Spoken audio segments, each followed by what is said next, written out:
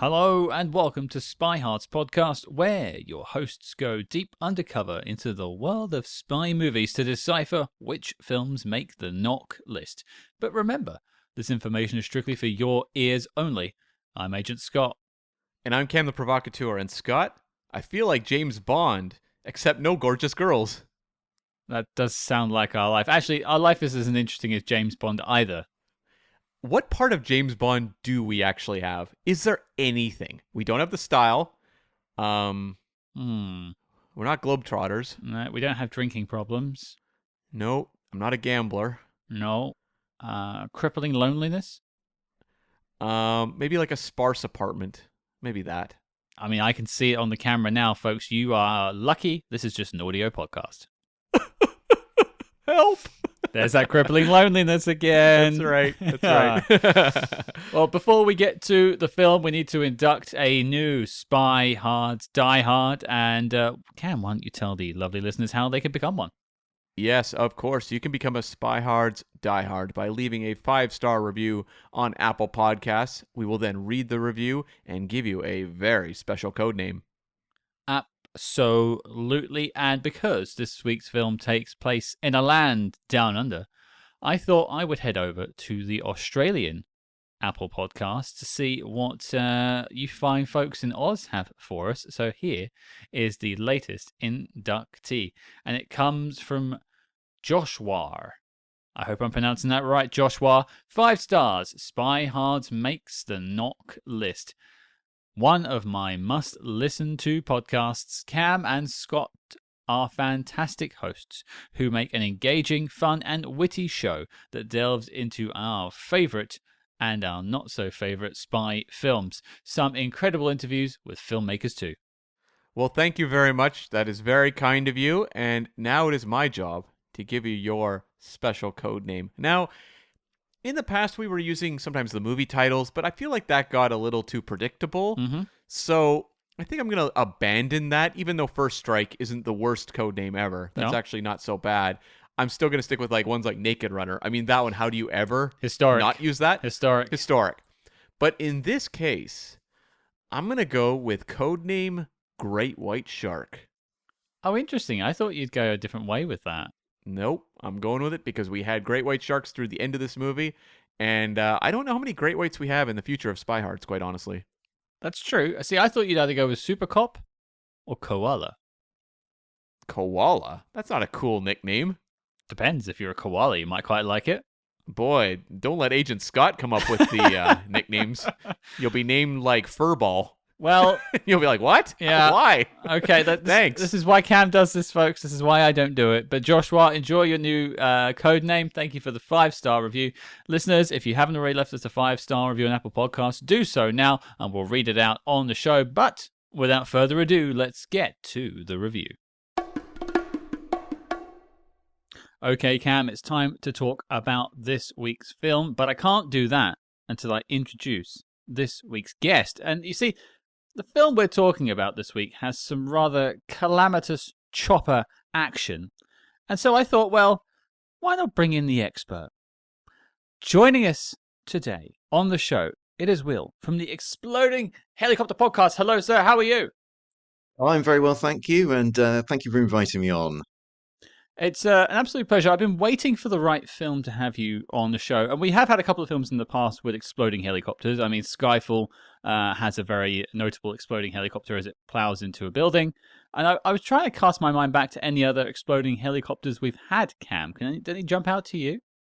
As soon as you said that, I was like, oh, God. Like, okay, I think there's one, I think, maybe in True Lies. It certainly is. You're fired. Yeah, yeah. That one jumps to mind. But I'm trying to think of like the action. There's got to be some exploding helicopters in Bond. The Little Nelly sequence in You Only Live Twice. It certainly is. I think, if going off the top of my head, I think 10 of the Eon Bond films have exploding helicopters in, and that's a great sequence in You Only Live Twice.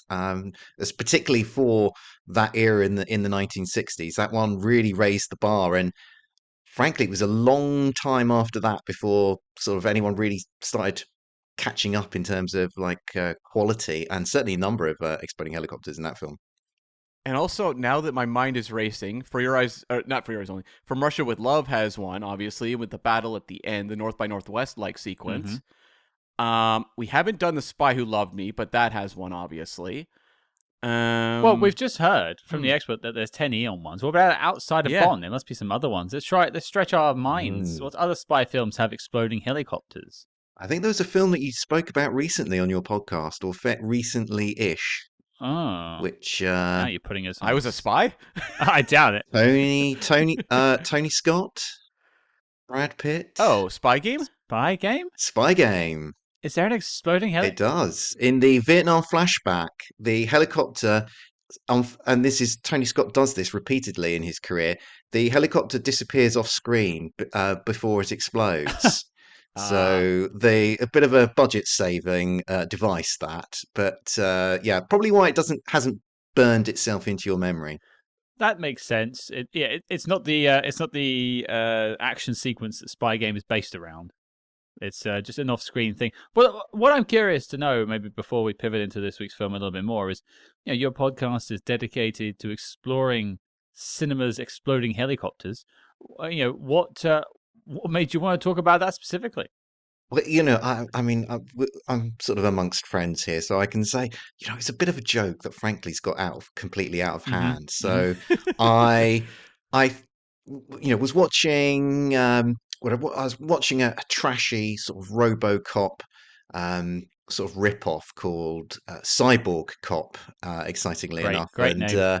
A friend of mine pointed out that this helicopter sort of came into the scene, and a friend of mine pointed out that, I bet that helicopter's about to explode. And sure enough, it did. And that sort of planted the thought in my mind. You know what? Yeah, helicopters explode in films like much more really than frankly they should as a form of transport. And I then saw an amazing exploding helicopter in the film Stone Cold, the attempt to launch Brian Bosworth as a big action star. Yep. Truly, go and look that up on YouTube. It's a fantastic exploding helicopter. And after I saw that, I just thought, right, somebody needs to start sort of documenting, cataloging all the strange ways that helicopters explode in films. And I kind of thought that I would have I would have got them all together. I would have listed them all within about 2 or 3 years, but that was sort of 15 years ago, and I'm still, if anything, the pace of discovering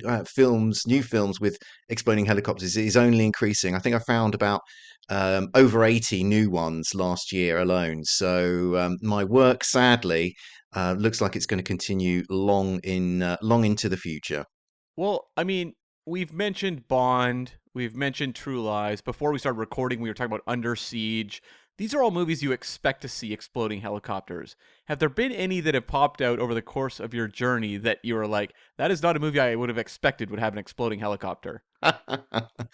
Well, the first one that comes to mind is the Life Aquatic by Steve Zissou. So Wes Anderson is not a director you associate exploding helicopters with, but he managed to find a way to include one in that film. I have to say it's not the best example of an exploding helicopter. You don't see an awful lot of the helicopter explosion, sadly. See the aftermath of it. But he's managed to somebody in his twee sort of art directed to death films, he's managed to conclude an exploding helicopter, and for that he has my respect. I did not expect that. No. Is that the most artistic exploding helicopter you've seen? It certainly is. I mean, I think more of these sort of, art house sort of type directors should definitely look to flex their cinematic muscles by including an exploding helicopter in their film. I mean, there are some other directors that big name directors out there who have never exploded in a helicopter. For example, Martin Scorsese has never blown up a helicopter, and you have to think I don't know how many more films he's got left in him, but if he's going to break that duck before he finishes, he really needs to get a wriggle on. Yeah, he doesn't tend to tackle projects where there's a lot of helicopters swooping around. I mean, yeah, like I could see a helicopter exploding in, say, The Departed, but beyond that, I don't know. Not Kundun or something like that. That's for sure. Or The Silence, yeah.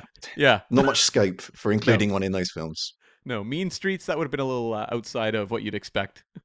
Well, that sort of explains the genesis of the show and your work through the podcast. I want to then ask, because we obviously talk about spy movies, and we're doing the exact same thing for spy movies. We're trying to catalog all the spy movies ever made here. For you mentioned all the Eon films you knew and some of the spy films with exploding helicopters, but what are your thoughts on sort of spy movies, or any ones that you sort of hold near and dear? Well, I'm a big fan of the spy genre. I mean, not just spy films, but I love the books. I love novels. I love reading kind of sort of real life accounts of spies and spycraft, etc. And sort of any TV show which has espionage in its theme, then I will invariably check it out. So yeah, in terms of spy films, though, The Ipcris File is one of my favorite films, and Mm-hmm. sort of we're talking about Bond, and that's obviously very, very much the antithesis of the Bond character. I'm a big fan of Spy Game. Really enjoy that film. I don't think it's not a classic like the Ipcris File, but I just enjoy the sort of, I guess, the Robert Redford's cleverness throughout that film. Other espionage films that I really enjoy. Oh, my mind is blanking at the moment, but those are the two that yeah come to my mind. Straight off the top of my head. Are you a James Bond fan? Oh yeah, I mean I'm British, so I was brought up on James Bond and had those films on tape as a kid. So some of them I've seen, like I mean I don't know how many times I've seen Thunderball. I mean it's Right. over. It's got to be over 30. And I'm a defender of that film. I see all its flaws, but I think a part of it is nostalgia. I just really fell in love with that film as a kid, and remains one of my favorite Bonds. What I'm getting here, and long-time listeners will understand the pain I'm going through right now. It feels like on the spectrum of Scott to Cam, Will is falling much more on the Cam side of things, which is fine. It's fine. I'll just keep it in mind when I give you like airtime to answer questions later. I might just cut you off midway through. in true style of this film, actually. And I suppose, speaking of them, because your spy movie credentials clearly check out, so do your exploding helicopters, let's get to it. Cam, the question goes to you. What are we talking about this week? Yes, we are talking about 1997's Jackie Chan's First Strike, which also 1996's Police Story 4, depending on where you live, obviously. And, I mean, this is one of those rare times for us where we're jumping into a franchise midway. We've done it a few times now. We did it with the Pink Panther Strikes Back, or Strikes Again. I can't remember which is the title of the two of those. And there's a couple more along the way that we've done that just have a spy movie within the franchise, but the rest of the films aren't spy movies.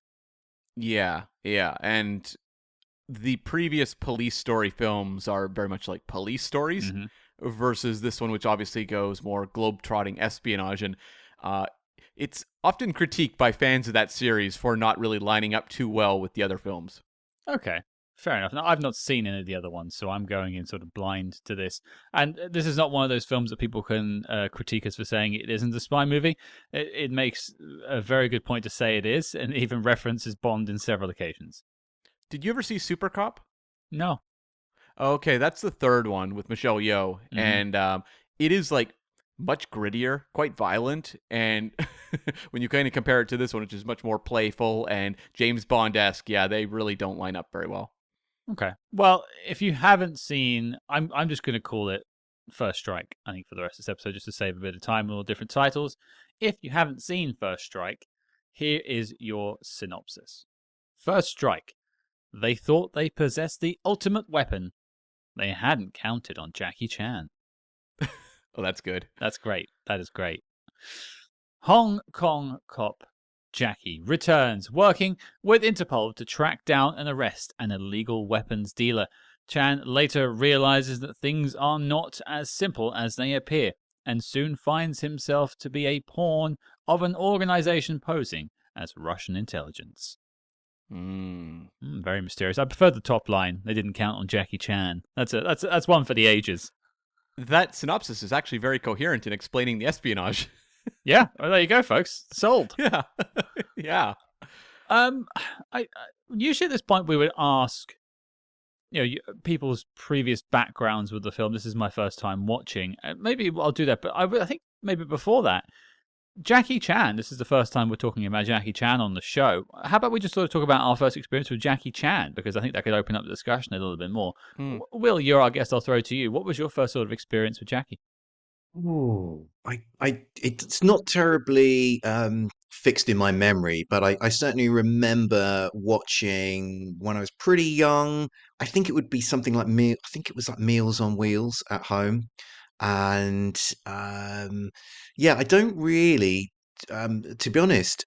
Despite sort of growing up watching a lot of action films, Jackie Chan was not somebody. Obviously, I was aware of him, but he's not somebody that I ever really kind of watched many of his films. Mm-hmm. I have a bit of a I'm not a huge I guess it best described as being Jackie Chan agnostic. To say that I'm not a fan kind of implies I dislike him, which is not the Sure. case. I just don't actively particularly get on with a lot of his films. I obviously, admire his commitment to the craft. I mean, his fight work, the stunt work, the obviously the way that he puts his body on the line. Got to admire that. But I have some yeah, it's a lot of the comedic elements that he brings into his films. I mean, comedy is obviously very personal. If you're out there listening to this and you really enjoy the comedy of Jackie Chan, then by all means enjoy his films. It just doesn't quite work for me. So I have over the years tried to sort of watch some of his sort of key films. So I have seen the first two Police Stories. I've seen Super Cop as well. I've seen Project A. But yeah, I still sort of I'm not a huge fan of the man. I'm afraid. No, that's fine. That's absolutely fine. I mean, for me, I was tracking it back earlier when I was writing my questions, and the film that jumped out to me is Shanghai Noon. I think that was the sort of big Western one probably for him. That, especially, I think it came out around about 98, so I was 11, which feels like I'm in the pocket for that film. And I think then followed up a couple of years later with oh no, I'm obviously Rush Hour. Yeah, Is the one. That's the one I'm thinking of. Yeah, Rush Hour. Shanghai Noon was a couple of years later. Rush Hour was the one I saw first. Shanghai Noon and Accidental Spy, all around the same sort of time. Oh, I never saw Accidental Spy. But yeah, definitely the Rush Hours were a big deal. And for me, the way I discovered Jackie Chan was actually through my friend Mark. We were big fans of the movie Mortal Kombat in 1995, and that my friend Mark was always really into martial arts as a very young child, and he did wind up getting his black belt in karate at a certain point. And so, like, he didn't have a lot of opinions about what movies we would watch together, but if it came to martial arts stuff, he needed to see it. And so Mortal Kombat was a huge deal. In the wake of that movie, they did a release of Rumble in the Bronx in North America, and they marketed that movie using the score from Mortal Kombat. Okay. And so when Mark saw that trailer, he was like, not only am I seeing martial arts, I'm hearing the score to Mortal Kombat, a movie that meant a lot to, like, he was very, very, very into Mortal Kombat. And so we raced out and saw Rumble in the Bronx and got really into Jackie Chan.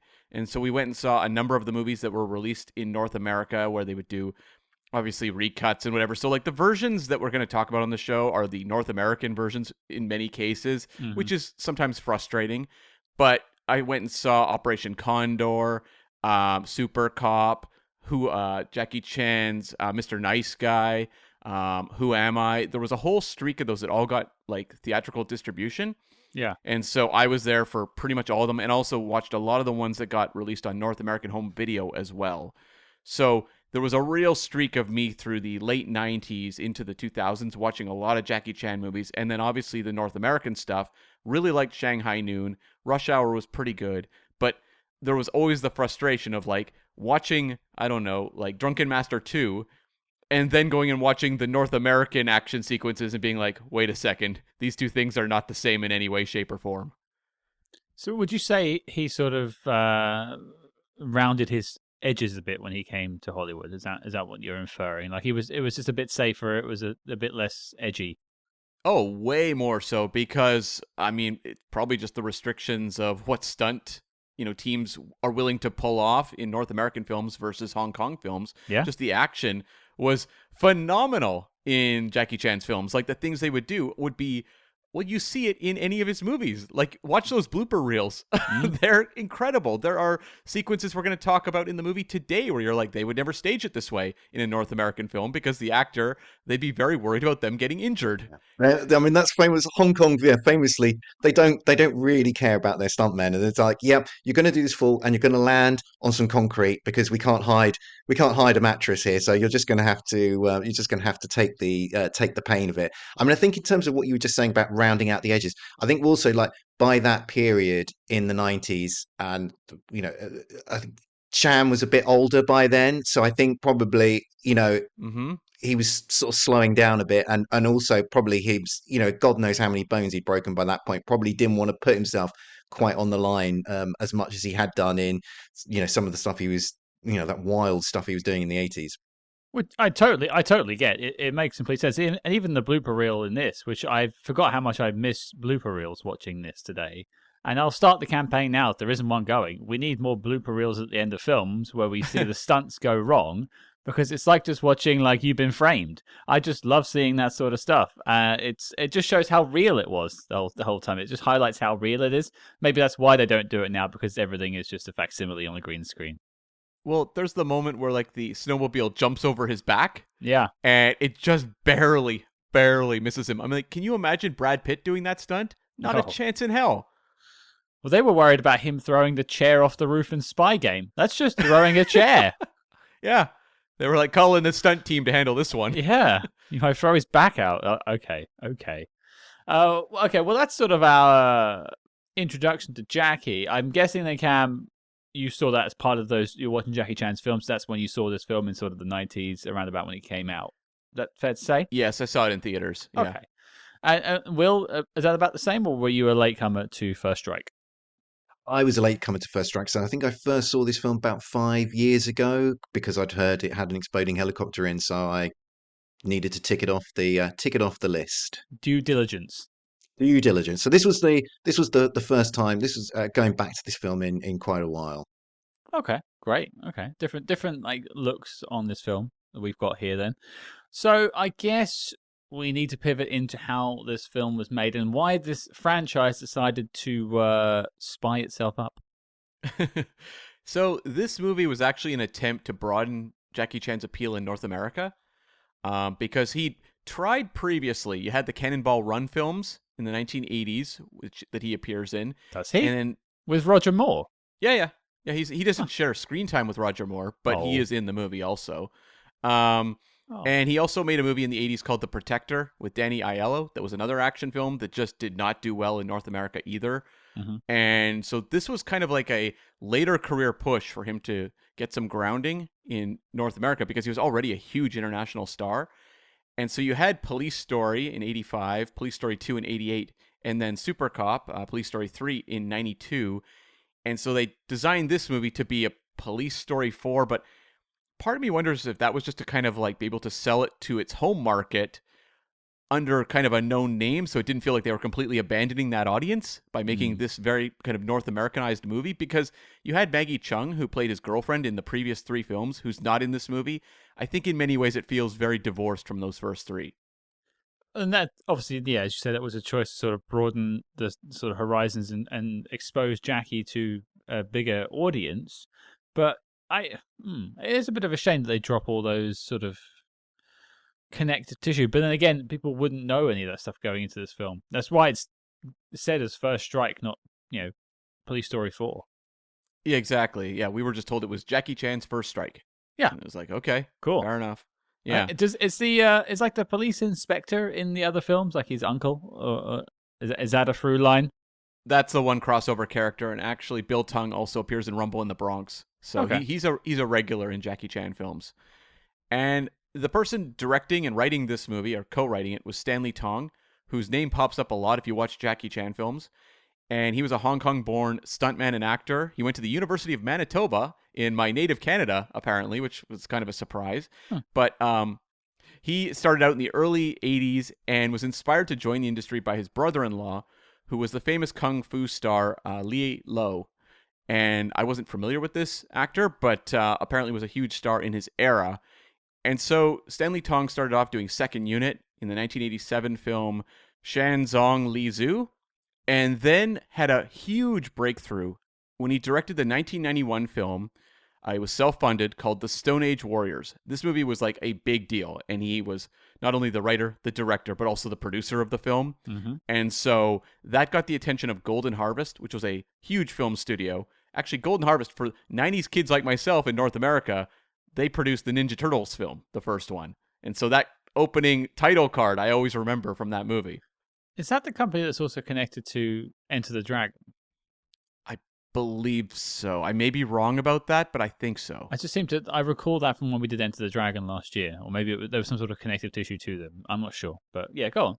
Yeah, so Golden Harvest was really excited about the Stone Age Warriors and brought in Stanley Tong to be a director for them. And he directed, going off of that film, Police Story 3 Super Cop, massive hit. Then he teams up again with Michelle Yeoh to do Super Cop 2. Then he goes on and does Rumble in the Bronx and First Strike. So he goes on a streak of like kind of all-time action classics. And he actually made the jump to North America a little tiny bit before Jackie Chan. Actually, it would have been about the same time, maybe if he's shooting Rush Hour in 97. But Stanley Tong came over and directed the Leslie Nielsen film, Mr. Magoo, which was a real disaster. And he did a couple episodes of the TV show Martial Law with Sammo Hung, which was a hit show for a while, but then went back to Hong Kong and has just shot films there. Still works with Jackie Chan, though. He did a movie with him fairly recently. I want to ask about Mr. Magoo, because you triggered my interest. I've never heard of this film. Why is it so bad? What went wrong? I have never seen it. Okay. I just know it was such an abject disaster when it was released. It was one of those, like, I don't think many critics gave it higher than 1 star. It was a real Razzie kind of nominee film. Box office disaster, made like $4. And what year was it? 97. Oh, so Spy Hard year, right? Spy Hard was the year before. Oof, he had a couple of bad years. Our Leslie. Yes, Spy Hard made money though. Yeah, it shouldn't have. Yeah, and like Mr. Magoo was also. Do you know who Mr. Magoo is? No. He doesn't carry across the pond, perhaps. I don't know. He was a animated character who was basically had very poor vision, and so had these huge kind of Coke bottle glasses, but was always mistaking things in front of him.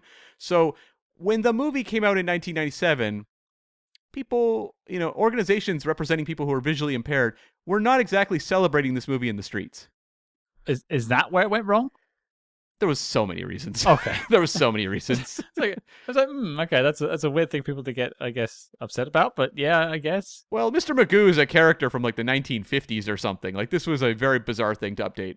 Because I've heard that name before. Yeah, I feel like it was like in a pop culture zeitgeist thing, but just it didn't come over here. I mean, Will, had you any connection to Mr. Magoo? I remember, I've got a vague memory of seeing the cartoons when I was a very young kid, sometime back in like the early 80s, and I do remember them them making a film of it, and I remember it being a disaster. And I mean, I did, it was one of those. I've not seen it myself, but it's sort of one of those films that pops up, and you just think, why are they making this film? Like, who is the audience for Mr. Magoo? Because because he definitely, I mean, he's not a big character over here in the UK. So yeah, I don't know whether he's bigger internationally, and there is some sort of thirst for seeing him again or something. But clearly, if they did think that, they were wrong. I'm just looking at some pictures of it online, and I'm like, yeah, I'm glad I skipped it. Apparently, and I remember reading a review, I think it was Roger Ebert's review perhaps, where he just said, like, there's a lot of stunt doubles for Leslie Nielsen, and they are all really, really, really obvious. Okay, fair enough. I can't say much more about Mr. Magoo. Yeah, so Stanley Tong great career otherwise, but his dabbles in North American stuff didn't work out so well for him. But reteamed with Jackie Chan in 2020 to do the movie Vanguard, so they're still working together, putting movies out. Okay. Yeah. And then this movie also had 3 other writing credits. Elliot Tong was one. Primarily, he's a producer who's known for movies like 2001's Scarecrow and Itchy the Killer. Itchy the Killer actually has a real cult fandom around it. But other than that, not a writer. So probably more of someone who was helping come up with scenarios for this film, is my guess. Yeah. And the other credits are interesting. Nick Tramontaine, this is his sole writing credit. And he has nothing else on his filmography whatsoever. I have no idea who this man is, what he did. Was this just part of rewriting it for North America? Possibly. So that was going to be my follow-up question, because this film has sequences that are shot in English. Yeah. And then scenes that aren't shot in English, and you can see the dubbing. And so, like, I just assumed that this was made for Hong Kong, and then just a couple of years later, just exported with some extra scenes sliced in and a lot of stuff cut out of it. But it seems like there was an effort during production to have stuff for both. Well, and the other writer was Greg Mellett, who started off in a 1994 B movie called Black Belt Angels, did this movie, and then has just done direct-to-video action ever since. And I'm just wondering if whether it was him and the other writer we mentioned, if they were just writing the dubbing. Sure. Yeah, could be. If you know a little bit more about it, let us know. But yeah, that's maybe they're just pseudonyms. Could be, especially the one that's his sole credit. Like, who is this man? They're not quite proud of their work. They're like, hey, I'm Alan Smithy. Yeah, I'm out. Yeah. And so Bond was obviously a big influence on this movie. And, Jackie Chan mentions Bond by name a couple times throughout the film. But the snowboard sequence in the film was intentionally inspired by On Her Majesty's Secret Service. And Jackie Chan allegedly nearly died of hypothermia shooting it. So he won up to George Lazenby. Well, they have the same amount of Bond films, technically. That's true, yeah. Jackie Chan's as much Bond as Lazenby is.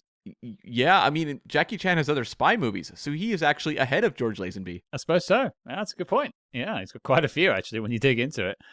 I wasn't sure how they did that stuff on the ice. He looks cold the whole time. But then in the behind-the-scenes stuff at the end, you see him actually just, like, doing it for real in the snow. I thought, like, it was studio-based, a lot of it. Nope, they're just freezing their butt off. He's in that frozen lake, just frolicking. Would it have really killed them to let him have some gloves whilst he was... I mean, would it really have made a difference to the finished product? I read Jackie Chan's autobiography many years ago, but it was about his training at the Chinese opera school. And just like the regimen that he went through, I mean, there's a reason this man is this tough and can endure this sort of stuff. It's like most people don't have the level of training he has and the ability to withstand very, very, very unpleasant conditions. What a specific set of training. But yeah, okay. Right? We're going to put you in the ice in Australia somewhere. Sorry, you're going to be there for hours. Right? It's crazy that he did it, but that's actually not the craziest thing he does in this film. No, it is not. So this movie was released in 1996 as Police Story 4, but in North America, it came out in the start of 1997. And for the US release, they edited out 24 minutes, which I think will definitely come up when we talk about the coherence of the film. Just a bit. Yeah. They also cut the opening credits and replaced them, which is why you have that opening where it shows Hong Kong with the title card that says Hong Kong and then just cuts to credits. It's very bizarre. That was not the original credits of the film. Oh, that makes sense. I bumped on that. I was like, this is a weird edit. Yeah, there was also like an opening song, and I don't know if it was James Bondy. Perhaps it was, but it was slashed out too. And they also changed the score. The original score was done by a composer named Nathan Wong, and they brought in J. Peter Robinson, who had done Wayne's World and Cocktail and The Bank Job. He would have done The Bank Job later, but those were his other credits that really jumped out. And he also created scores for the re-releases of Rumble in the Bronx and Mr. Nice Guy as well. And this is just a spoiler. He did tremendous work with this film. It's not bad, huh? It's pretty good. Yeah. It sounds like The Living Daylights. It's got really that... does, yeah. Yeah. See, I knew I wasn't going crazy. It does. Yes. I would love to hear the original score, because I did notice when I was going through Letterboxd and reading reviews from fans, and a lot of them actually preferred this score to the original version, even though they preferred the original version for not being cut to shreds. I mean, that makes sense. There's like even some like incidental music in this film that's good, that stands out. I don't usually notice scores, and I'll probably talk a little bit more about it later. But yeah, it's great work. Yeah. And so in terms of like the release of this movie, we know it is Jackie Chan's first strike. It is only available in its original form in Chinese and Japanese physical media releases. I don't know if they perhaps that's on the Wikipedia page I'm going off of. So maybe nowadays they have streaming versions of that. But over here, I apologize to anyone who's listening who treasures those original cuts. That's not what we have access to, unfortunately. Yeah, I scoured around different ways to rent this, and it was all the 1 hour and 24-minute version everywhere I looked. Yeah. So I had no choice. Same here. Yeah. And the movie had a couple alternate titles in its release as well, because obviously we've got Police Story 4, we've got Jackie Chan's First Strike. It was also known as Story of the CIA and Piece of Cake. Piece of Cake. The movie. Story of the CIA. It really isn't the story of the CIA. What? Yeah, it's Story of the FSB, I suppose, if you're going to be specific. Yeah, no kidding. I think of like Robert De Niro's, The Good Shepherd, which is the story of the CIA. The idea of putting those two movies side by side is pretty funny in terms of owning that title. Piece of Cake is really what I want out of that. Actually, I just want a piece of cake. Yeah, totally. And so the box office on this one is just really tough to track because I don't know what the Police Story 4 box office was. I'm just going to go off of what I am told according to Box Office Mojo for Jackie Chan's First Strike. So domestically it did $15.3 million and international 6.6. I'm not sure of the budget, but I don't think the budget is particularly high for most Jackie Chan films. It was... it depends on where you look. It ranks basically in the 80s or at number 100 for the year. So it was not as popular as, say, Rumble in the Bronx in terms of drawing in audiences to the theaters. And so the top three for that year, and I'm just going to go off of 97, which is the North American, we had Titanic, The Lost World, Jurassic Park, and Men in Black. And number 4 was Tomorrow Never Dies, with Jackie Chan's former co-star, Michelle Yeoh, obviously. And then for 96, the year it was released in Hong Kong, the top 3 were Independence Day, Twister, and Mission Impossible worldwide. Man, the 90s was so cool. Right? I want to go back. Please take me back. I had hair and better taste in music back then. I know. Now you'd go down those top 3s and it's like Jurassic World Dominion. Argyle. Oh, wait, that's not making any top 10s, is it? No. No, that's not. No. This movie also had some award nominations. Police Story 4 was nominated for Best Action Choreography at the Hong Kong Film Awards, and it won that. And it was also nominated for Best Picture, Actor, New Performer for Annie Wu, and Editing. So it was quite celebrated over there. And Jackie Chan's First Strike, the North American version, was nominated for the 1997 MTV Movie Award for Best Fight. The MTV Movie Awards, the bastion of the highest caliber you can get when it comes to awards. Never mind the Academy. Did it win?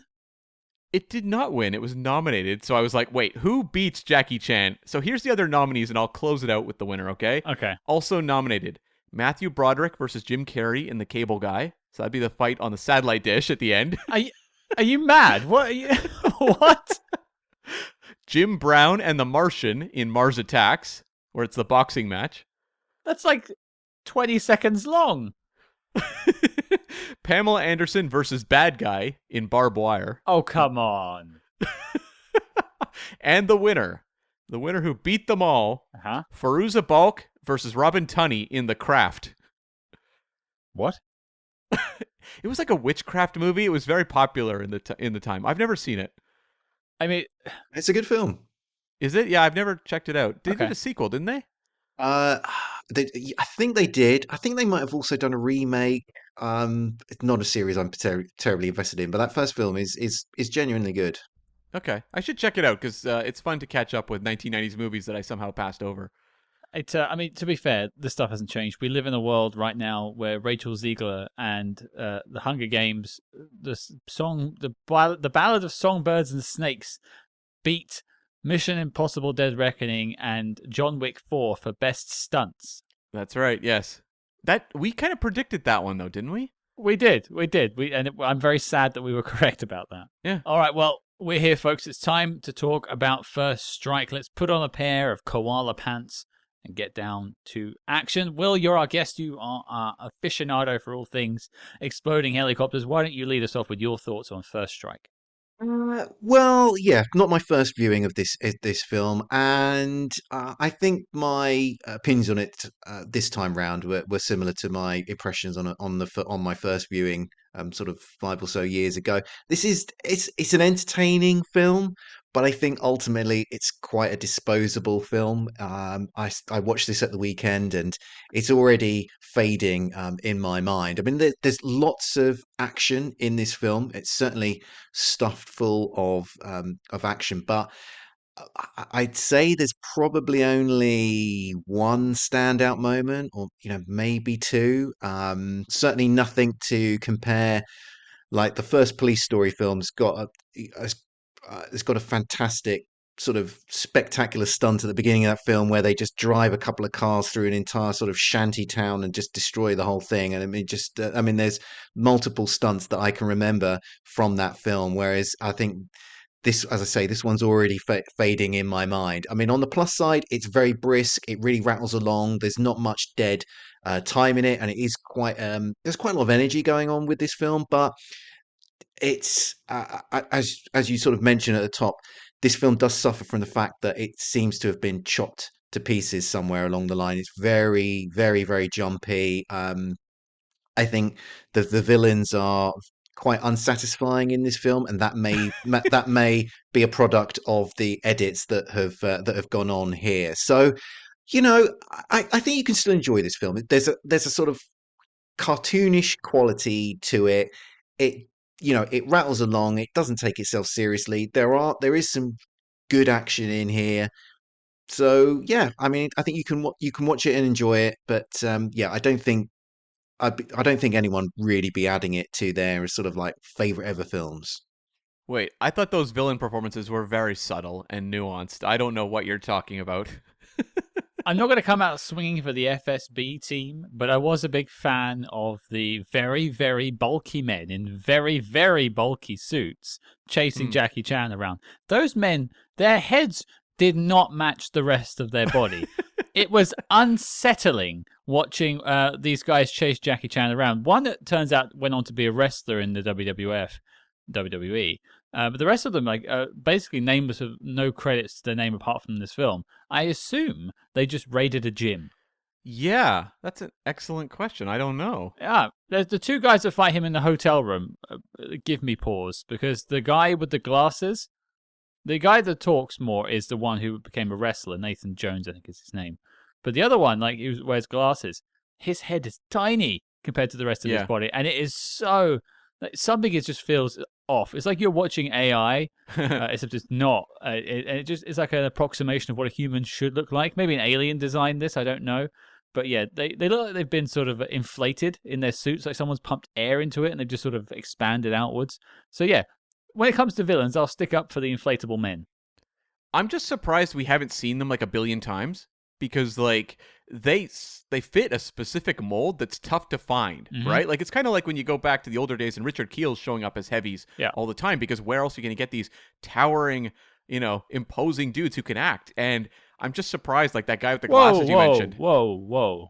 Who can act? Well, physical fighter types who can do action sequences, who can also act. That's a tough quality to find, because a lot of actors are actually on the shorter side. And so I'm surprised that guy with the glasses wasn't in high demand, and it's not someone I recognize from a billion action movies. He's not even got name credit on the Amazon IQ thing you watch when you're watching on your telly, and it tells people who are on the screen. It doesn't even recognize who he is. He's that unknown. Maybe he was like a set dresser, and they were like, "We need someone for the action sequence. Get in there." we need someone to fit this oversized suit. Where can we find an oversized man? There's one. I mean, it does look like, as you say, like they raided a gym or they were in a nightclub and they just saw, hey, these two guys working the door here, they could really do a job in our movie. Let's bring them in. Those guys are the door. Size of them. And they're brilliant because Jackie Chan is not a tall man at all. No. And so when you put him opposite them, it makes for a great effect. Like, it's better than most visual effects you see in movies. Yeah, for sure. So I'll stick up for those villains. But I do agree with some of your other points there, Will. But I'll throw it to you, Cam. What do you think of First Strike? So this was an interesting one for me because I had watched, First Strike in the theater, and then I also watched it a few times at home. And for me, one of the things that was always very appealing was, I feel so stupid. When I was young, I was like, I can't believe Jackie Chan did all those action sequences surrounded by live sharks. And as I sat there watching it last night, I was like, oh my God, I was dumb as a post. Like, holy smokes. Well, there's your Thunderbolt connection as well, I suppose. I'll have more to say about the shark stuff later on. Oh, okay. But yeah, fine. quite a bit to say about it, actually. But this one to me was a little bit, it kind of lowered my nostalgia for this one a little bit. Mm-hmm. Rumble in the Bronx is I think my favorite of his North American releases. The ones that were, more theatrically shown. Drunken Master 2 or Legend of Drunken Master, depending on the titling, is probably the best one. This one has, I think, a couple standout sequences that really impressed me and little moments of Jackie Chan. But I think the problem for me with this one, watching it now, and not something I would have cared about when I was 16 or 17 years old, is that a lot of this movie is very plot-based. And because the plot is cut to shreds, it is just really, really frustrating. Smoke was coming off my pen as I was trying to keep track of the plotting of this movie. I still can't explain it to you. They take away that CIA agent at the end, and I'm like, I thought he was like a good guy who'd been forced into this position. I don't understand what just happened. So, in terms of the storytelling, this movie is an absolute jumble and one of the most confusing movies to explain ever. It's standing next to Tenet at the moment. But in terms of the action sequences, I had a lot of fun and I enjoyed it. So in terms of the Jackie Chan excellence, it's there. But I think his better movies have much simpler plots where you're like, oh, okay, Rumble in the Bronx. My uncle's store is in danger from street thugs. Great. Got it. Let's roll. This movie depends a lot on, heel turns and machinations from various organizations. And I just found it really frustrating in that regard. It's I was going to bring up the old tenetometer. It doesn't come up very often that we bring it up, but yeah, this is definitely falling more towards the tenet side of it than something that's a far lighter affair. But it shouldn't. Yeah, it has no right to be this complex for an 80-minute film. This film, maybe I'll segue this into my thoughts as well, is at its best when it's just giving you Jackie Chan. Mm-hmm. If Jackie Chan's just going nuts and kicking people's butts, yes. And there's with simple objectives. Yeah, he has to get to this thing. He has to save this woman in the water. He has to defend this person underneath umbrellas. They make sense. But all of the stuff with, is it the FSB? No, it's Russian gangsters. Are they working for them, against them? Is this the CIA? Isn't it?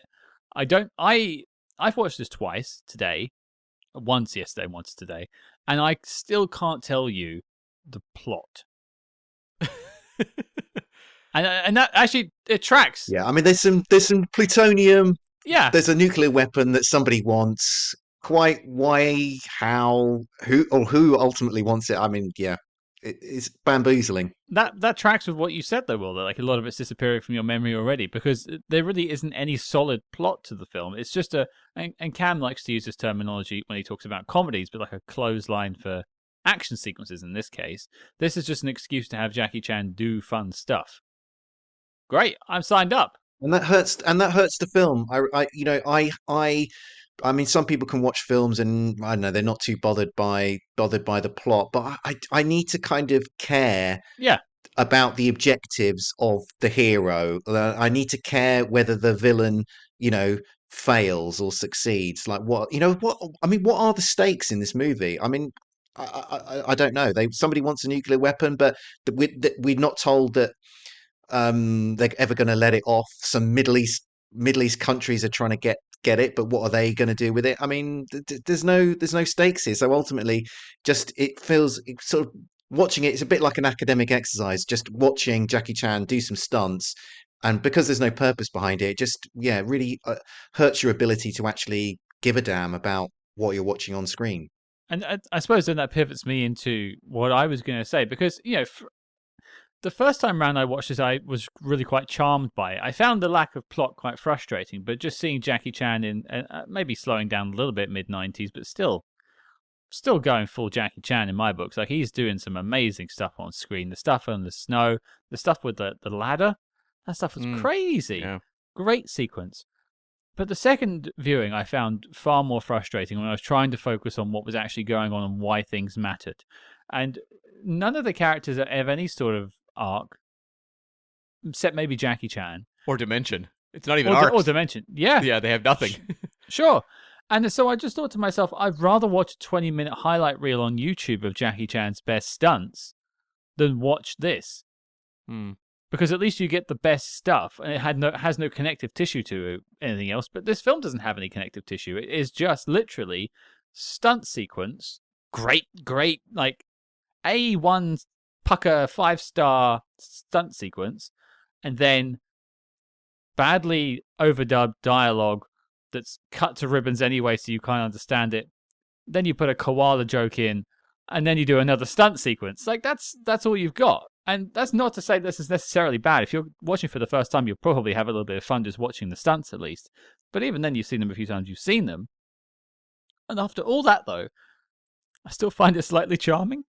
Yo, yeah, me too. I had a lot of fun watching it. This is not an unpleasant movie to watch. No. It's just like, if you are to critique it under the standards you would most movies, it doesn't measure up. No. Just because of the editing. And I feel bad because, for all I know, the hour 47 version makes complete coherent sense. Sure. And is a much better film. But unfortunately, we don't have access to it, so we can't really critique that. We have to critique what's in front of us. And in its edited down form, it's really confusing. And on one hand, maybe that works in some ways because Jackie Chan is confused throughout the entire movie. Like, his character doesn't know what's going on. So I very much could relate to him throughout this film because I didn't know either. But the movie's also stopping dead a lot of times to focus on side characters talking about things you don't really understand. And that's where it kind of gets disruptive, even though a lot of the movie is Jackie Chan stunts, and that's where the fun is.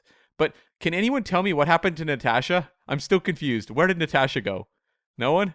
There was a flashback about halfway through about their connection, and that was the last you ever saw of her.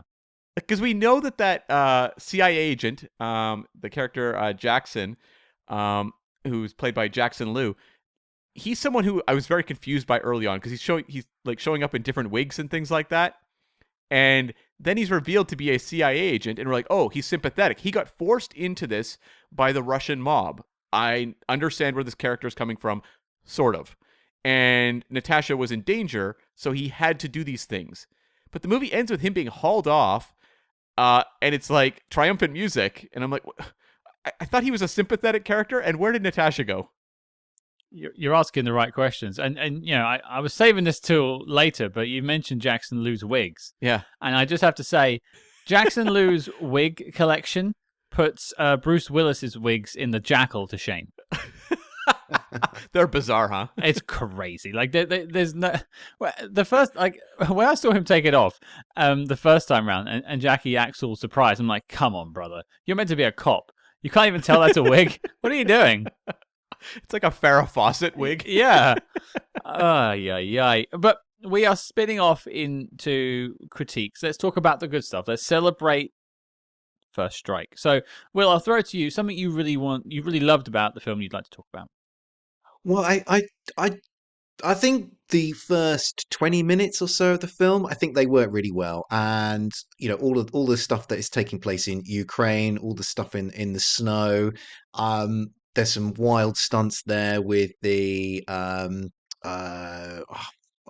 it's not jet ski, is it? What was it? Oh, the snowmobile. What's it called? Yeah, the snowmobile.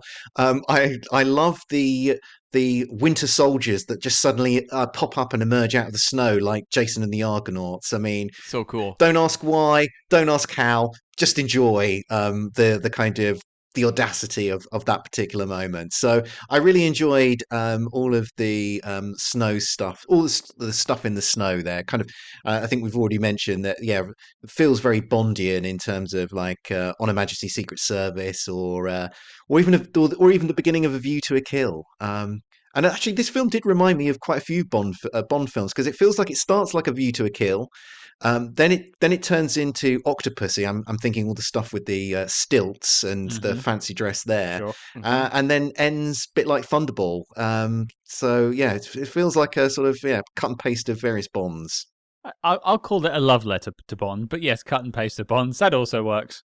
Yeah, and I actually think, when you compare that opening snow sequence that you mentioned there with the snowmobiles like diving over stuntmen and people just bailing off those things, I think they actually did it better than The World Is Not Enough did with their snow sequence. I think this one was way more thrilling, and there was like a real sense of danger to it. When I'm watching those guys on snowmobiles like dive off a cliff, I'm like, holy smokes, like this is intense stuff. And to see Jackie Chan snowboard off that cliff and grab onto the helicopter, I mean, no offense, Pierce Brosnan, but Jackie Chan went up to you big time there.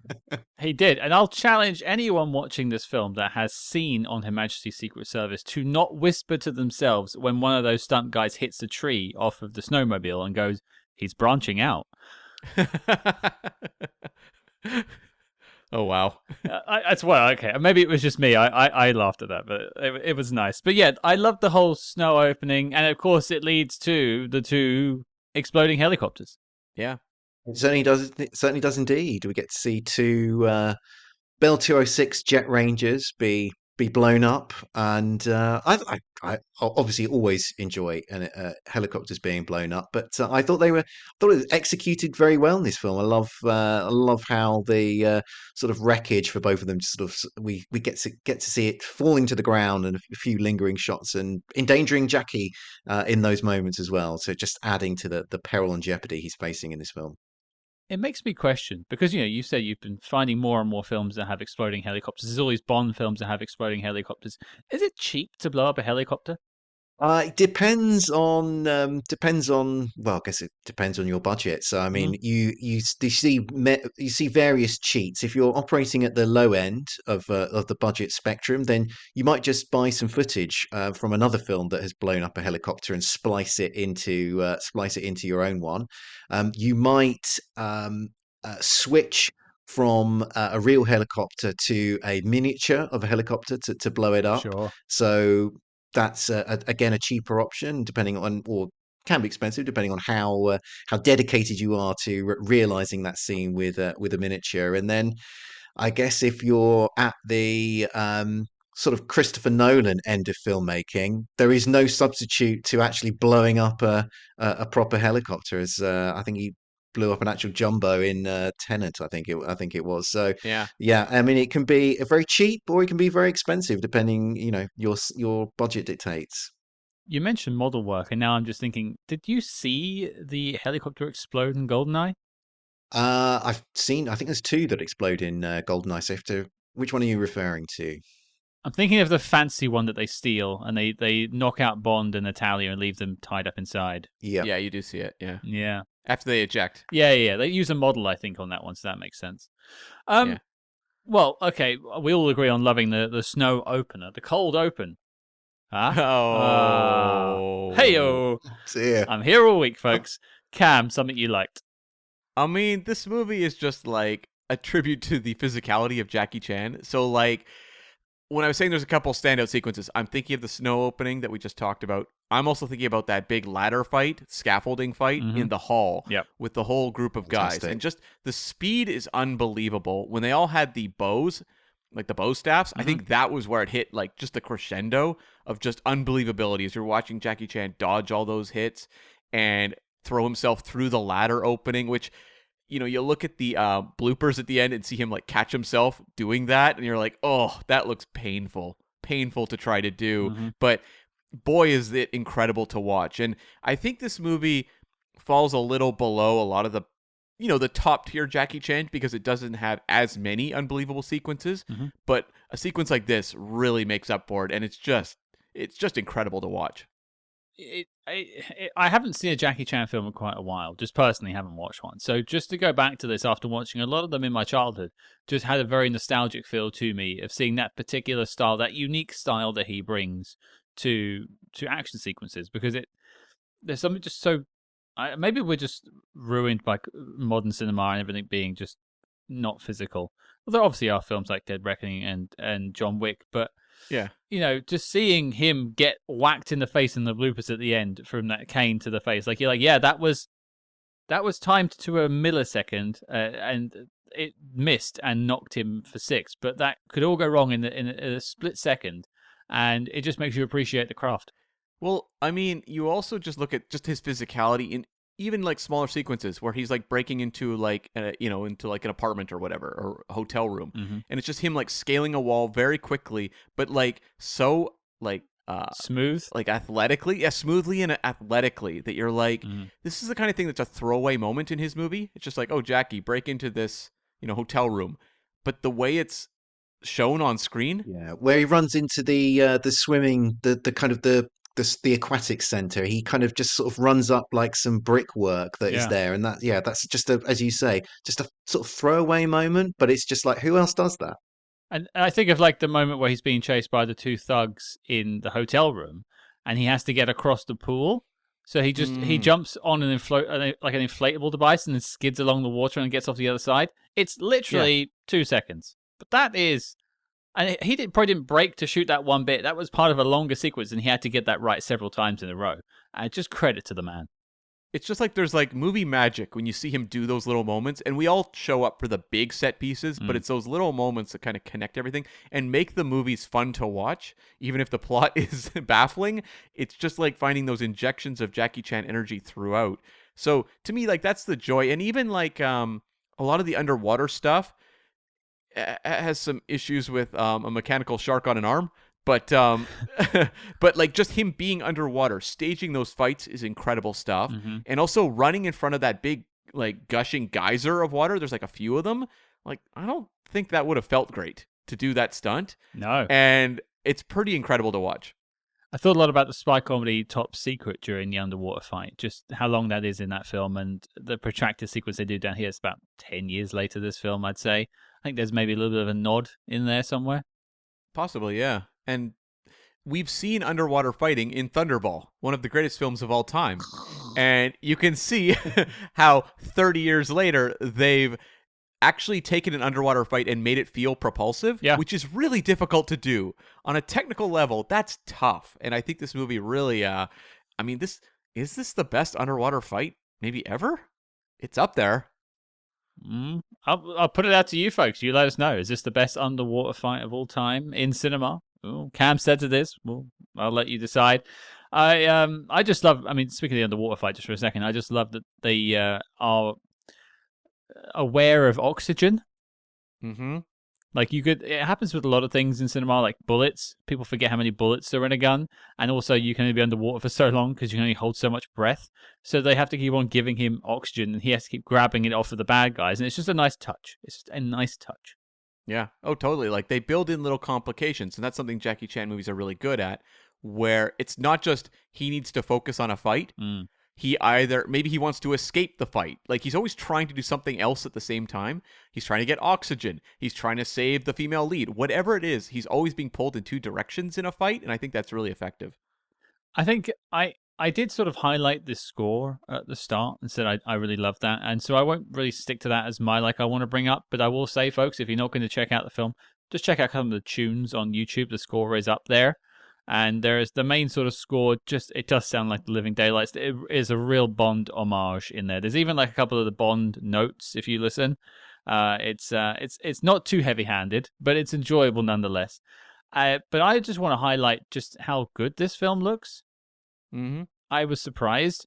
Obviously they shoot a lot of it in Australia. I think most of it's shot in Australia, but I think a little bit is shot in either Russia or some sort of facsimile of Russia around it, because it looks like he's in St. Petersburg at one point. And I mean, just seeing the cinematography, the color is very rich. It just looks like it's shot well, like it was a good cinematographer behind the lens who knew what he wanted to do, and also capture all of those stunt sequences so well that we can sit there and follow the action, because you could choreograph the best scene in the world, but if the camera can't follow it, it's pointless. So I think the cinematographer did a great job with this film. Yeah, I mean, it's just a very well assembled Jackie Chan film, because, I mean, Stanley Tong is just a pro at these things, and then, yeah, the cinematography is solid. You beat the IMF to Australia by a couple years, because obviously Tom Cruise will be there for Mission Impossible 2, but it gets across the kind of the Bondian glamour of visiting different locations with much less money, because Eon can just throw money at those Bond movies to make them look as beautiful as possible. But they're working with more limited finances for a Jackie Chan movie. But I think it does a good job kind of capturing that Bond kind of allure. Isn't it crazy that this film looks better than Mission Impossible 2 when it comes to the Australia sequences? Does it? I think it does. I mean, it doesn't like have the big vistas of like Sydney Harbour and stuff. Like you're missing that, of course. But I just feel like they do nothing with Australia when they're in Mission Impossible 2. They don't really highlight it too much where they are. They have a koala in Mission Impossible 2. Good call. There you go. Good call. I don't think they do. Missed an open goal there. Yeah, our argument closed. We've solved it. There is no koala in Mission Impossible 2. That's why it didn't make the knock list. Well, I was like wondering, is this something they did at some point? Is have koalas in people's hotel rooms? Because I don't know if that's safe. Australian listeners, let us know. Have you ever encountered a koala in your hotel room? I'd be curious to hear. I remember we had cockatoos that like showed up in our room when we accidentally left the sliding door open once, but sometimes lizards. Don't remember koalas though. I think that would have stuck at the forefront of my mind. Well, the koalas felt like an installation though, like it was part of the room because they said like they hooked him up with like a good suite. So I feel like maybe if you booked a cheap room in this hotel, you get one koala, but if you have the president suite, you get two. Oh, okay. I have held a koala. You could do photo ops there, but yeah, no koalas in my room. You don't deserve koalas. I don't.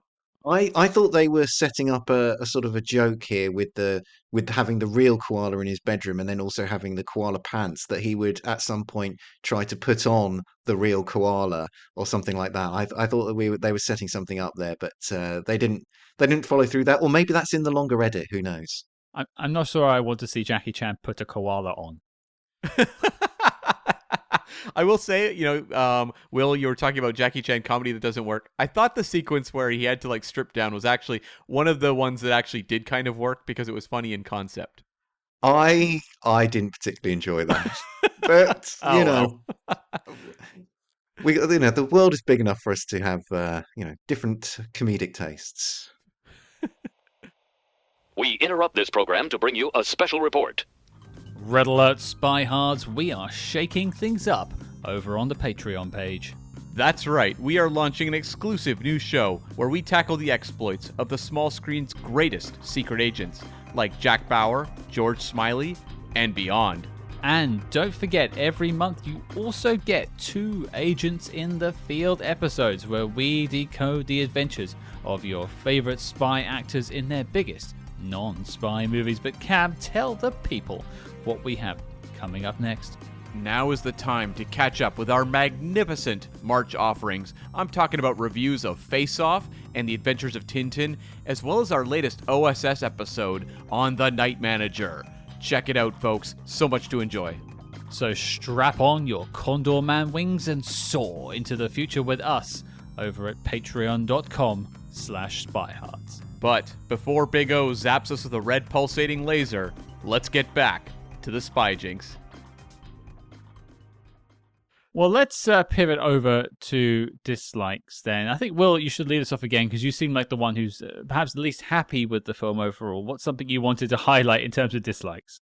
Well, running with this theme of the humor here in this film, it is something I don't get on terribly well with Jackie Chan in other films, and it crops up again here. So he kind of there's all various stuff in here. There's some sort of painful gags where he's finds himself in somebody else's hotel room and he's trying to pass himself off as a dry cleaner and then as the window cleaner. We then have the sort of the women ogling a naked Jackie Chan, and there's another sort of scene where he's fighting one of these big gym henchman figures that have been brought into this film, and there's a scene where he's fighting one of them, and for reasons that make sense in the film, he's covered in various sea creatures, and this guy's gurning very very theatrically as if he's in a cartoon sort of stuff, and I'm afraid that type of stuff is there to amuse, and I'm afraid it just doesn't tickle my funny bone. So As I say, I'm not here to dissuade anyone from finding those scenes amusing, but I'm afraid for me, they just really didn't land, and yeah, I couldn't wait for them to be over those scenes. Well, I want to hear from Cam on this because he's the one without any comedic bone in his body. So That's true. That's true. I find the comedy in this one and a lot of Jackie Chan movies touch and go. Like sometimes there's a sequence, like I said, like the moment where he has to strip down and put on like the mascot costume, and he's trying to like dial a cell phone in a mascot costume. I'm like, that's pretty funny. he does it flawlessly first time. I was surprised by how good he was in that mascot costume. Yeah, like that sort of stuff works. But the problem is that some of the comedy, a lot of like the verbal comedy, is just overdubbed stuff that just feels executed very awkwardly, and so it's not funny. It's just like, ooh, like that's really tough. Like the ending of the movie where it's like, I want you to write a detailed report, huh? And it's like staged really quickly. It's read really quickly, and you could tell they were just fitting it in over something, over the dialogue and the amount of space they had. And it's like stuff like that is just dire. As for the toxic sea creatures, clearly labeled on the bin, that actor definitely milked that for everything it was worth at the end. I mean, I like the gag where Jackie Chan has like one or something on him and, kind of knocks it off. And then the bad guy has like, I don't know, a dozen across his back. It's actually somewhat reminiscent of Raiders of the Lost Ark, where Indiana Jones has like the tarantula on him. And then Alfred Molina has like them all over him. So that was kind of, I think, a fun little gag. But yeah, a little too much sauce on that one by the end. He had to take his moment in the limelight because he's immediately going back to Gold's Gym afterwards. Oh, okay. That's true. Yeah. Yeah, that was his 5 seconds of fame. But I think I will pivot off with my dislike because you kind of set it up there, Cam. Yeah. Actually, you both did. Was the dubbing. Mm-hmm. I'm not against dubbing in films. I prefer watching films with subtitles, personally. But the fact that this film jumps between bits in English to bits that are dubbed poorly. Also, and this is maybe bringing the editing a little bit here as well, the dubbing is done so quickly a lot of the times you're getting massive, important bits of exposition in the space of 3 seconds because it's only got that amount of time of watching this guy's face. It's the only close-up they've got of him. A little bit like an inside baseball, that's sort of how they do it. And so, yeah, the fact that they had to go this dubbing route, I think kind of actually is one of the core reasons why the plot doesn't make a lot of sense, because they didn't have the time to expand. And I think it really holds the film back. And it also just makes things feel much creakier. And I think there is a good film in here somewhere if they didn't do stuff like the dubbing. If it had a better plot and through line throughout, it doesn't. But I had a lot of trouble watching the dubbed scenes. That's such a necessary evil when it comes to Jackie Chan movies, right? Like, they're all like that. So it's like, if you're going to enjoy Jackie Chan movies, you just got to get used to it. And I remember it definitely took me some getting used to back in the day watching them. Yeah, it is like a technical knock against almost all those North American releases. And now that, you've got Criterion putting out like the police story movies and some of his early work, hopefully we get better, perhaps subtitled versions of a lot of his work, but so far that's not the case. And, I grew up watching Rumble in the Bronx over and over and over again. I got used to the dubbing, but the dubbing takes away from the movie. Ultimately, it does. Yeah, for sure. And what about you, Cam? Something you wanted to point out? Like it's so tough because it's like so much of my gripe with the movie is just how hacked to utter shreds it is, which is such a especially North American thing at the time, is to take foreign films and just cut them to pieces, which was something, Harvey Weinstein did with Miramax a lot. It became like this common practice. And it's frustrating because you're getting a reduced version of something that was probably better. So I'll say that. But like, I did think like Annie Wu's character in this movie, who turns just kind of into like the really kind of generic damsel in distress by the end. It's like, this is getting a little frustrating because this is someone who has like underwater training, and like, let's play that up a little bit. Yeah. And when I compare that to, the character, his girlfriend from the first 3 movies, she's a little more dynamic a personality and just, I think, a stronger actress. And here it's like, okay, this feels kind of like you're throwing in a Domino-like character because her brother is involved in this. I was going to mention Domino. Yeah. But like, even Domino has a little more oomph to her because you have her taking down Largo at the end with the spear gun. You don't really, give the Annie character a lot of moments like that. I have to tell myself that in the full length version, the longer version of this film, she had more scenes. I think so. Because to be nominated for an award for like best supporting actor or something you mentioned at some awards, then I have to believe there was more there, because what I was given here was a very, very stiff performance. I don't even judge the performance too much because it's dubbed, so I don't know what the original performance is. Sure. But it just felt like, in terms of the way they conceived that character, it just felt like there wasn't a lot there. And that's unfortunate. I remember as a kid, though, when I saw this movie, and again, I was like 16, that like I saw like the way I was interpreting it was like a romance between her and Jackie Chan. And as I'm watching it the other night, I'm like, how old are these people? And I look it up and she's like 18 years old. And I was like, oh my God. Oh, no, pull up. It's interesting that like of our dislikes, and I will actually say, Will, one of my dislikes was the humor. So we're in simpatico there. The other thing I didn't really bring up, and you mentioned about Annie Wu, but I think a lot of the other characters, even the ones who are speaking English in scenes, are not putting in great performances. This is really Jackie Chan's show. I mean, it is in the title, Jackie Chan's First Strike, but right, you'd think there'd be a little bit more there. Oh, the villains are all very stiff. It's pretty much across the board, yeah. But that's a small thing. I suppose then I'll throw to final notes before we get to the knock list. Is there anything about the film, Will, you'd like to bring up you haven't mentioned already?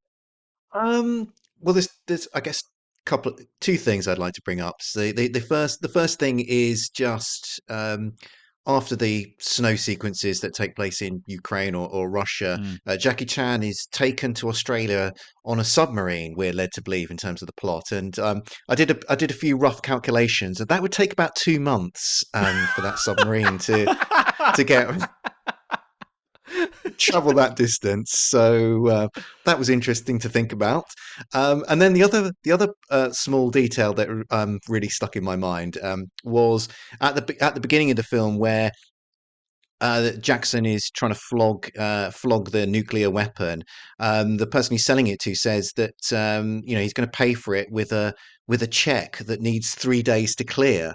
And I'm just like, what in what world of criminality, in sort of international arms sales, are people paying for things with checks that need to kind of clear through banking channels? I found that a sort of peculiar detail to, because it doesn't play into the film, so why even have it? Why even have it there? So bizarre. I love it. The guy's like, "Oh, what? You don't trust me?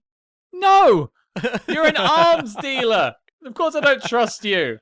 Yeah, I mean, wire transfers did exist in those days. This is not a 1990s thing.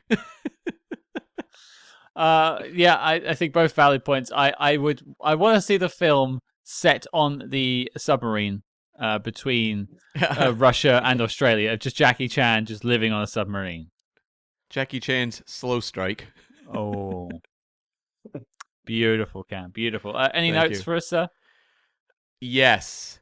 The Oceanarium. I have severe questions about the operations of this facility. I need to jump in and just preface to our guest, Will, and to listeners at home that have never experienced Cam's proclivities for the aquatic. He is a lover of all things nautical, especially sharks. So you have to imagine that when he saw this film the first time as a young man in the 1990s, he got very excited. I did. But as I'm watching it last night, I'm more critical about its operations as a facility. We are introduced to the Annie character, where she's in like a cage being attacked by great white sharks in the Oceanarium.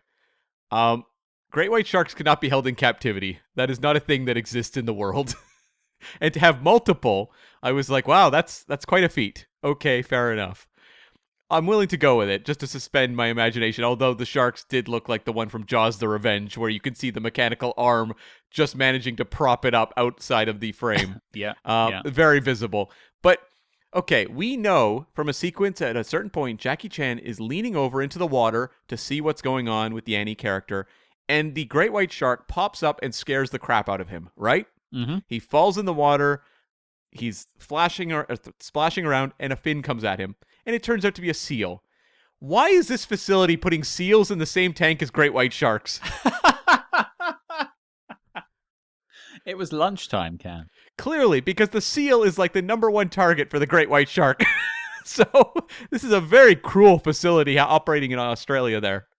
Is this a new show? Yeah, that maybe it's like an underground thing. When it's turned off, they want to cull their seal population, so they just feed a couple to the sharks to keep them on side. They also had a sign that said "Killer sharks do not enter," and I'm like, well, hold on, like. First off, I would think people that work in a facility that caters to like fish and everything, they would not call them killer sharks. That seems rather derogatory. But also, I feel like the staff would be aware of the shark enclosures. Like they don't need signs to say killer sharks. You're really taking it to this film, aren't you? I mean, you've got problems. You should write to Jackie about this. And lastly, okay, there's more. There is the whole fight underwater, and I think what tricked me was that when I was a kid and saw this movie was there is a sand tiger shark swimming around that is real, and they look scary, but ultimately, if you're in the water with a sand tiger shark, you don't have to be as scared as if it was like a tiger shark or a great white or something like that. So when you have Jackie filling the frame with a sand tiger shark, cool enough. But you can't have a sand tiger shark, which is a real living thing, next to these rickety great white shark models. It's very jarring. I didn't expect we would come in this hot about the oceanarium in wherever Australia they are, Brisbane or something like that. I can only apologise to our Australian listeners that Cam just doesn't understand how it's done down under. I think I'm done. Glad you got it off your chest. Yeah, look out for the expanded episode later this week as Cam goes into detail about why the underwater sequences don't quite work for him. That poor seal. This is Cam's last strike. Cam's fish strike. I had a great pun and you just ruined it with like the world's worst pun. Yeah, that's what I'm here for. Okay, great.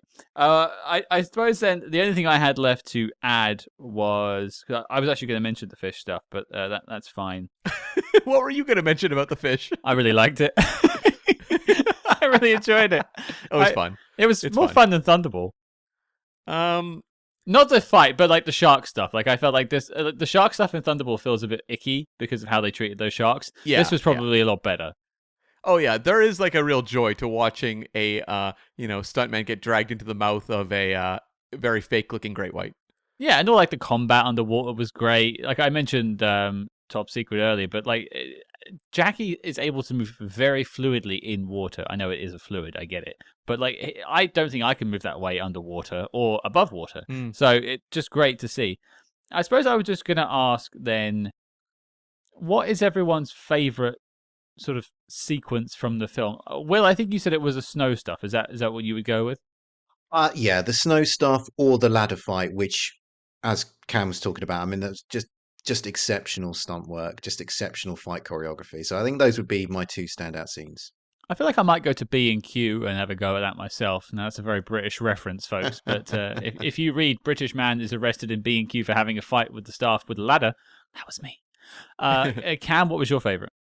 Yeah, it's the ladder scaffolding fight for me. As much as I love more of like the kind of James Bondy stuff, like the snow sequence or the underwater, ultimately, like the stuff that really wows me with Jackie Chan is more of that kind of street level fist fighting kind of stuff. That's the stuff where he really pulls his incredible stunts for me. So that's the one I go to. Yeah, I think I'd say the same. I really enjoyed that. It did kind of feel like they were looking around maybe an empty studio or something like that, and they just saw the scaffolding and thought, hey, we could probably choreograph something with this, and then just threw it in. But hey, it works. Yeah, and it has like, I don't know, maybe 25 brilliant moments. Whereas when you watch so many North American action films, you're praying for that one moment. The one where you're like, holy crap. In this movie, it's just one after one after one. And I will finally add, one thing Mission Impossible Fallout gets lauded for is Henry Cavill cocking his arms. I will point out that in this film, Jackie Chan does that. He did it first. That's true. That's true, yeah. Sorry, Henry Cavill.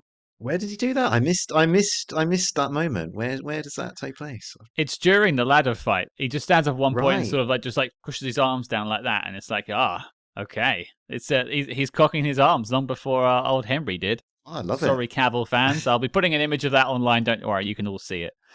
But there you go. That was First Strike. But will it make the knock list? Let's find out now. Cam, as we have a guest, please instruct our listeners who may be tuning in for the first time and what the knock list is.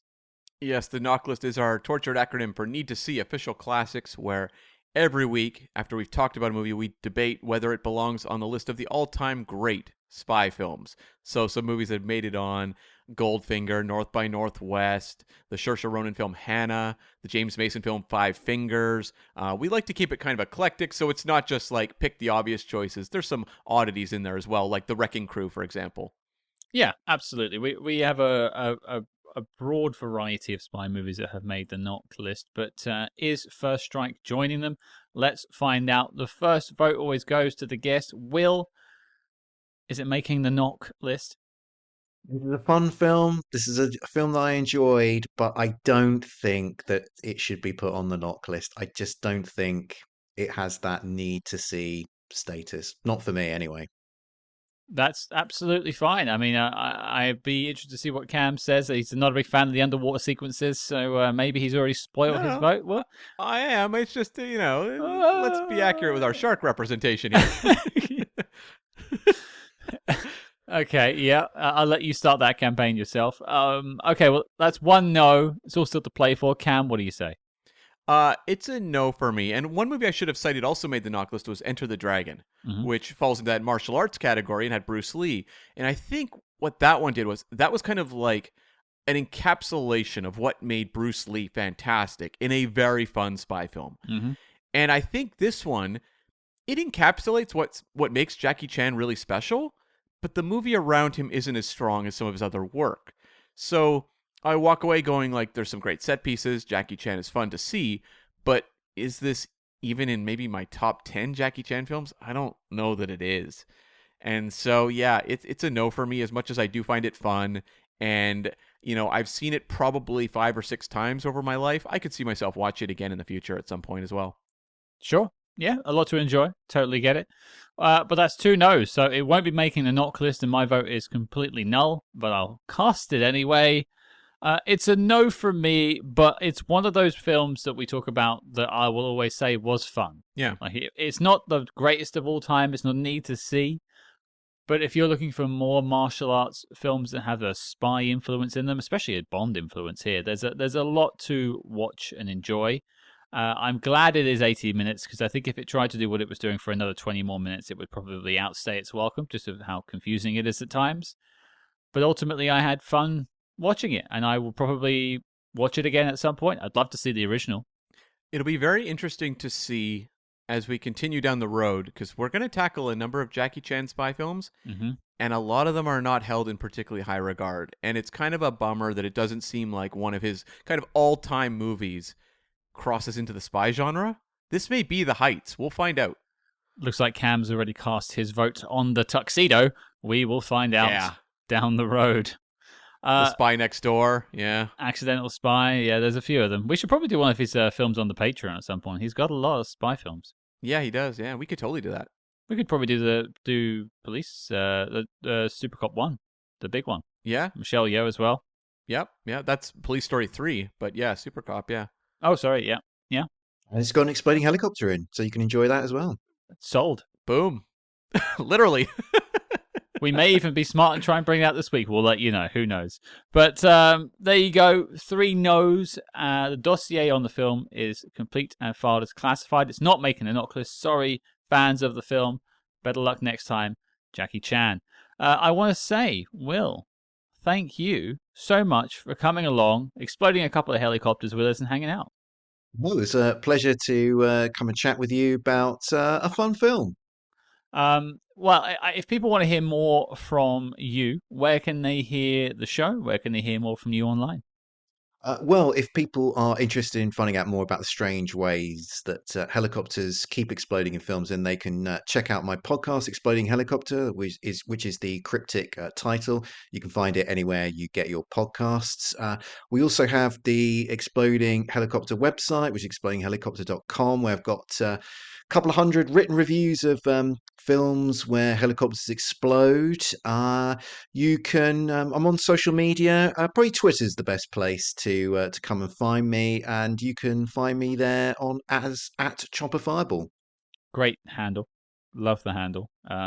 Yeah. Wonderful stuff. Well, you'll find links to that in the show notes below, folks, if you want to go check out Exploding Helicopter, and we recommend that you do.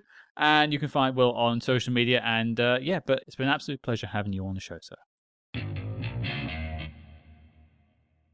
Well, there you go, folks. That was our chat about Jackie Chan's First Strike. I want to thank Will from the Exploding Helicopter podcast once again for coming on the show to bring his aerial expertise to bear. Indeed. And this was a perfect matchup. So, who knows? If Will comes back, you're going to have to do some research in advance to find other exploding helicopters. Apparently there are plenty more spy films with exploding helicopters out there. We just didn't know about it. The more you know, folks, the more you know. And speaking of the more you know, Cam, what have we got coming up next week? Scott, we're jumping from 96 to 69. 1969, that is, with Gregory Peck and the espionage thriller The Chairman. That's right, we're heading back to my favorite year, 1969, with Gregory Peck, hanging out with Chairman Mao. And folks, this film is available for free on YouTube right now. There'll be links in the show notes below next week as well. So your mission, should you choose to accept it, is to join us right now as we check out The Chairman. Mysterious. If you like what you heard on this episode, please consider joining us over on our Patreon. Not only do you get access to a bunch of bonus episodes, which is, of course, lovely, but you're also helping to support Spy Hards. We have to pay for a lot of things here: websites, hosting, the software we use to record these episodes, and everything you guys contribute just goes straight towards paying for that. We're not really looking to make profit out of this. It's really just to keep the lights on here at Spy Hards HQ. So anything you guys can do is appreciated, and you'll find a link to that in the show notes below.